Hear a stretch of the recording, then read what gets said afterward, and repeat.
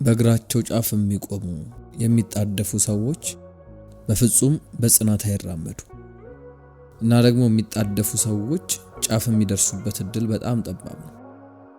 ሌሎች እንዲያበሩ አብዝተው የሚታገሉ ሰዎች የራሳቸውን ብርሃን እያጨለሙ ነው የሚመጡት።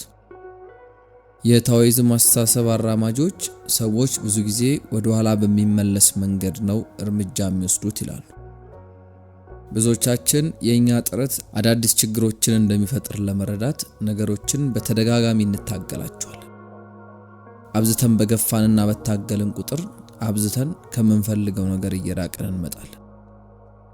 የምንወደውን ሰው ለማስደነቅና ለማስደሰት እንሞክር ይሆናል።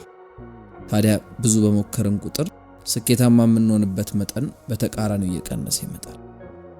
ወይም ደግሞ ምናልባትም የሆነ ንግግርን 100 ጊዜ ተለማምደነውና እንደሸመደድነው እርግጠኛ ሆነን ነገር ግን ልክ መድረክ ላይ ስንወጣ ሊጠፋብን ይችላል።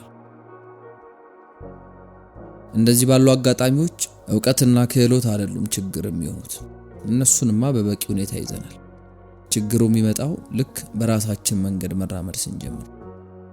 ችግሩ ነገሮችን ለመቆጣጠር፣ ለማገናዘብና ለመገመት አብዝቶ የሚሞክረው አእምሯችን። ይሄ አብዝቶ ማሰብና መጨነቅ ተፈጥሮ የሆነውን የተግባርና የምላሽ ፍሰት የሚረብሽ ነው። ላኦ ትዙ ይህንን የሰው ልጆችን ክፍተት በሚገባ ነበር የተረዳው። ብዙ ሰዎች በራሳቸው መንገድ ውስጥ ይጠፋሉ፣ ተፈጥሮ የሆነውን መንገድ ይዘነጋሉ። በዚህም የተነሳ አብዛኛውን የህይወታቸውን ምዕራፍ በትግልና በስቃይ ያሳልፋሉ። ከወንዙ ፍሰት በተቃራኒ ነው የሚዋኙት። እናም አንዳንዴ ሲጀምሩ ካስቀመጡት ግብ በብዙ ርቀት ሆነው ነው የሚጨርሱት። ስለዚህ አብዝተን መታገል ብናቆምና እርምጃ የምንወስድበትን መንገድ ከትግል የጸዳ የሚያደርጉልን አንዳች ነገርን ብናገኝስ? የዛሬው ቪዲዮ እንግዲህ የላኦ ትዙን አብዝቶ አለመሞከር የተሰኘ ጥበብን በዝርዝር የሚመለከት ነው። ለቻናሉ አዲስ ከሆናችሁ ሰብስክራይብ በማድረግ እስከ ፍጻሜው ይህንን ቪዲዮ ተከታተሉ። ታኦይዝም በሚባለው እሳቤ ውስጥ ከምናቃቸው ልሂቃን መካከል ላኦ ትዙ ስሙ ከፊትም ይነሳል። ብዙዎች በህይወት ስለመኖሩ እንኳን ባያውቁም እሱ ግን በእሳቤው ላይ መሰረትን የጣለና ታኦ ቲቺንግ የተባለ የታኦይዝም ምሰሶ የሆነ መጽሐፍን የጻፈ ሰው ነው። ይህ ጽሑፍ ምስጢራዊ ነው፣ ነገር ግን መቼ ተጻፈ በሚለው ላይ በጋራ የተደረሰበት መግባቢያ የለም። ይሁንና በጽሑፍ ውስጥ ያለው ጥበብ የሰው ልጆች ሰብአዊነት ላይ ለሺህ ዓመታት ተጽዕኖ ማሳደር ይችላል። በዓለም የሥነ ጽሑፍ ታሪክ ወደ ብዙ ቋንቋዎች ከተተረጎሙ ጽሑፎች መካከል አንደኛው ነው። ጽሑፉ ላኦ ለመሪዎች እንደ ጋይድ አድርጎ የጻፈው ነው የሚመስለው። አብዛኛው የጽሑፉ ሐሳቦች ሰዎች ራሳቸውን እንዲመሩ በመፍቀድ ውስጥ ስላለ ታላቅ መሪነት ነው የሚያነሳው። ልክ እንደ እምነትና ጭቆና፣ ርህራሄና ኩራት ያሉ ሐሳቦችን ያነሳል። እነዚህ የስብዕና ኳሊቲዎችም መሪዎችን ብቻ ሳይሆን እንደ አጠቃላይ የሰው ልጅን በሙሉ ነው ቅርጽ የሚያስይዙት። በጽሑፍ ውስጥ ሰዎችን ለመቆጣጠር ከመታገል ይልቅ እነሱ ላይ እምነት መጣል የበለጠ ጥበባዊ እንደሆነ ያነሳል። የበላይ ከመሆንና አብዝቶ ከፍ ከፍ ከማለት ይልቅ ዝቅ ብሎ መኖር የተሻለ እንደሆነ ያስረዳል። ግትር ሰው ከመሆን ይልቅ ፍሌክሲብል መሆን፣ መራራ ሰው ከመሆን ይልቅ ስስ ማንነትን መያዝ እንደሚሻል፣ ለስላሳ ማንነትን መያዝ እንደሚሻል ይጠቅሳል። አንድ የጽሑፉ ክፍል ላይ ላኦ እንዲህ ይላል፣ ግትር የሆኑ ሰዎች የሞት ደቀ መዛሙርት ናቸው፣ ለስላሳና ፍሌክሲብል የሆኑ ሰዎች ደግሞ የህይወት ደቀ መዝሙር ናቸው ይላል። በሱ አስተምሮ ውስጥ እጅግ ቁልፍና ሚስጥራዊ የሆነውን ነገር ዳኦ በማለት ይጠራዋል። የታኦይዝም ፍልስፍና አስፈላጊነትና የሚኖርበትን መሰረት ደግሞ መንገድ በማለት ይጠራል። ነገር ግን ይሄ ታኦ የምንለው ነገር ምንድነው ካልን ላኦ ያንን በአእምሯችን ልንረዳው አንችልም ይላል። የብዙዎቻችን አረዳድ በእሳቤዎች የተገደበ። እውነተኛ የሆነው የዳኦ ተፈጥሮ ሚስጥራዊ ሆኖ ነው የቆየው። እናም እኛ የምንናገረው ዳኦ እውነተኛው አይደል። ስለዚህ ይሄ ነገር የሚያሸሸን ከሆነ ስለሱ የምርም የምናውቀው ነገር ምንድነው? የታኦይዝም ፈላስፋዎች እውነተኛ የሆነው ታኦ ከኛ መረዳት በላይ ያለ ኃይል ነው በማለት ይጠቅሱታል። ስሜትና ግንዛቤያችንን አይመራም፣ ነገር ግን ኤክስፒሪየንስ የምናደርገው እያንዳንዱን ነገር ደግሞ ይመራል። ታው ዓለምን ይመራል። ሁሌም ስራ ላይ ነው፣ ነገር ግን በፍጹም አይጣደፍም። በጣም ጥልቀት ያለውና ልንቆጣጠረው ማንችለው ኃይል። የምንችለው ነገር ቢኖር ወይ አብሮ መጓዝ ነው ወይ ደግሞ ከሱ በተቃራኒ መቆም። ከታው ፍሰት ጋር አብሮ መኖር ማለት ለአንድ የዚህ ሳቤ ልሂቅ ትልቁ ግቡ ነው። ታዲያ ይህን እንዴት ነው ማድረግ የምችለው ካላችሁ ላኦትሱ ስቴፕ ባይ ስቴፕ ነገሮችን በግልጽ አስቀምጦልናል። እዚህ ጋር በጣም ወሳኝና ቁልፍ የሆነው ነገር ልፋትና ድካም የሌለበት ተግባር ነው። ይህ ሐሳብ እንግዲህ መጀመሪያ ላይ ከላይ ስናየው አሻሚና ግራ የሚያጋባ ይመስላል። አክታ ለማድረግ ወደ ኋላ መቅረት ይመስላል። ነገር ግን በታኦይስት እሳቤ እውነታው ከዚህ በተቃራኒ ነው። ልፋትና ትግል የሌለበትን እርምጃ የሚለማመዱ ሰዎች ነገሮች ተፈጥሯዊ በሆነ ሂደታቸው እንዲፈሱ ይፈቅዳሉ። ብዙ ሰዎች ይህንን ሲሰሙ እንዴት ነው ምንም ሳንደክምና ሳንለፋ ነገሮችን የምናሳካው? እንዴት ነው ጥረት አልባ በሆነ መንገድ ስኬታማ መሆን የሚቻለው ሊሉ ይችላሉ። የዚህ መልሱ ደግሞ የታኦይዝም እሳቤ ማዕከል ነው። ይህንንም ደግሞ ውዊ በማለት ይጠሩታል።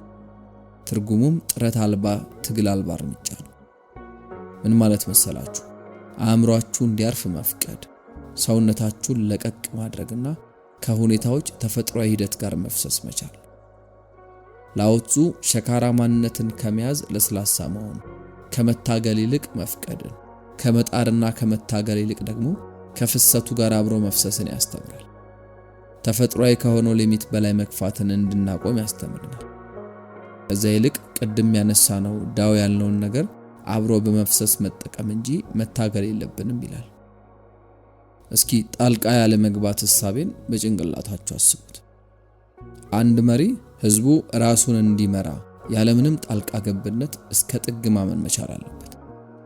ከልክ ያለፈ ቁጥጥር የነገሮችን ተፈጥሮ የሆነ ፍሰት ከመረበሹም በላይ ብዙ ነገሮች የተበላሹ እንዲሆኑ ያደርጋል። ይህንን ነገር ሰራተኞቻቸውን አብዝተው በሚቆጣጠሩ አለቆችም ላይ እንመለከተዋለን። ምናልባትም መርዳት ፈልገው ሊሆን ይችላል። ነገር ግን የማያባራ ቁጥጥርና ጣልቃ ገብነት ሂደትን የሚያጓትትና ወደ ኋላ የሚያስቀር ነገርሳ ነው። ላኦ በጻፈው አንድ ጽሑፍ ላይ ታላላቅ የሚባሉ መሪዎች እርምጃ የሚወስዱት አስፈላጊ ሲሆን ብቻ ነው፣ ከዛ ውጪ ግን ሂደቱን ወይም ደግሞ ፕሮሰሱን ያምኑታል ብሏል። በህይወታችሁ በሚገባ ማስተዋል ከቻላችሁ ብዙ ችግሮች የሚፈቱት ልክ እናንተ ወደ ኋላ መለስ ማለት ተወት ማድረግ ስትጀምሩ ነው። ያኔ ነገሮች ወደ ትክክለኛ ቦታቸው ያለምንም ጣልቃ ገብነት ይመለሳሉ። ያ ደግሞ ጊዜና ኤነርጂን ይቆጥባል። ዓለም የማንቆጣጠራት ነገር ናት። ስለዚህ በዙሪያችሁ ያለውን ዓለም ለመቆጣጠር በታገላችሁ ቁጥር በዛው ልክ ነገሮችን እያባባሳችሁ ነው የምትሄዱት። ትግል አልባ የሆነ ጥረት ከተገደቡ ዕውቀቶችና ከሞራል ኮዶች ጋር ይተሳሰራል። ብዙ ጊዜ ስኬትና መልካምነትን ከማህበረሰባዊ ስታንዳርዶች ጋር እናስተሳስረዋለን። ነገር ግን መርሳት የሌለብን ደግሞ ህይወት በጣም ውስብስብ ናት። አለን ዋትስ ዓለምን ለማዳን መታገል የህይወትን ተፈጥሮ የሆነ ፍሰት ይረብሻል የሚለውም ከዚህ በመነሳት ነው። ሌላኛው ደግሞ ትግል አልባ እርምጃ ነው። ይሄ ምዕራፍ ማለት ሰነፍና ደካማ ስለመሆን ሳይሆን ደፋርና ቆራጥ ስለመሆን፣ የቱን መያዝ የቱን ደግሞ መልቀቅ እንዳለባችሁ በሚገባ ስለመረዳት ነው። ሰዎች ከሚያስቡት ሐሳብ ካስቀመጡት የማንነት አይነትና ዝቅ ከሆኑ መስመሮች ለመውጣት ትልቅ ድፍረትን ይጠይቃል። ነገሮች ሰዎች የማያስቡትን ቅርጽ መያዝ ከቻሉ በግልጽነትና ተገቢው ምላሽ መስጠት በሚያስችል መንገድ ማየትና ማሰብ ትችላላችሁ ማለት ነው። ያኔ ራሳችሁን ከህይወት ሪትም ጋር አንድ መስመር ላይ ማቆም ትችላላችሁ። ይሄ ደግሞ ሙሉ ለሙሉ ከህይወት ጋር እንድትጣበቁ ክፍት እንድትሆኑና በዓላማችሁ ላይ በተገቢው መንገድ እንድትመላለሱ ያግዛችኋል። ይሄ ምዕራፍ ልምምድ ላይ የመፍሰስ ምዕራፍ ሊመስላችሁ ይችላል። አሁን ላይ ጥብቅ የሆነ ትኩረት ይኖራችኋል። ተግባርና ግንዛቤ ይጣመራሉ። ጊዜ በራሱ መልኩና ትርጉሙ ይለወጣል። ዳንሰኛው ዳንሱን ይሆናል፣ ገጣሚው ግጥሙን ይሆናል፣ ዘፋኙም ሙዚቃውን ይሆናል። ቢል ሩስል የተባለ የቅርጫት ኳስ ተጫዋች ቅጽበቶችን የሚገልጻቸው ልክ ጨዋታውን በስሎ ሞሽን እየተንቀሳቀሰ እንደሚመለከት አስመስሎ ነው። በጨዋታ መሃል የሚወረወሩ ኳሶችን አስቀድሞ ፊል ያደርጋቸዋል። በፍሰት ውስጥም ያለ ትግል ነው የሚንቀሳቀሰው። ታዲያ እዛ ምዕራፍ ላይ እንዴት ነው የምደርሰው? ደግሞስ ምንድነው እዛ እንዳልደርስ የሚከለክለኝ ልትሉ ትችላላችሁ። መልሱ ቀላል ነው። መሞከር ነው ያንን እንዳናሳካ የሚገድበው። መሞከር በውስጡ ጥረትን ይዟል። የአእምሮ ድካምና ጫናን ይዟል። ትላንት ስለወደቃችሁባቸው ነገሮች ማሰብና መጨነቅ፣ ወደፊት ስለምትሰሩት ስህተት መስጋት ፓራላይዝ ነው የሚያደርገው። ብዙዎቻችን ሙሉ ለሙሉ ማድረግ እየቻለን እንኳን እናመነታለን። ቅርጽ ወዳልያዘው ግድግዳ መመለስ እዚህ ጋር ትርጉም ይሰጣል። እንደው የአእምሮ መጨናነቅን እንለቃለን። ማሰላሰልና አብዝቶ ማሰብም ይከስማል። ያኔ ቀለል ያለ ህይወትን ትኖራላችሁ። አእምሮአችሁም ዘና ይላል። ብዙዎቻችን በትላንት የታሰርን፣ በነገም ተተብትበናል። የምናግበሰብሰው መረጃ ከልክ ያለፈና የተከመረ ነው። ውጤቱ ደግሞ የሚጠብቀን ኃላፊነትን የምንወጣበት መንገድ ደካማ።